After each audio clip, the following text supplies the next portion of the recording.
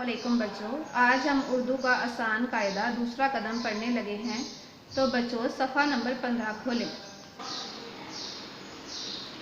ये के दो हरफी अल्फाज पढ़ें।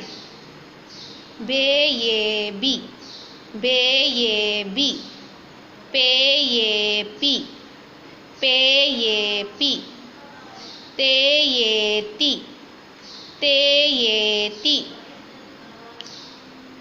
टे ये टी, टे ये टी, जीम ये जी, जीम ये जी, चे ये ची, चे ये ची, दाल ये दी, दाल ये दी, रे ये री, रे ये री, रे ये ड़ी, रे ये ड़ी, जे ये जी, जे ये जी, सीन ये सी, सीन ये सी, फे ये फी, फे ये फी, काफ ये की, काफ ये की, गाफ ये गी, गाफ ये गी, लाम ये ली,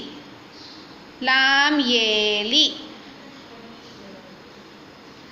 मीम ये मी, मीम ये मी, नून ये नी, नून ये नी, हे ये ही, हे ये ही,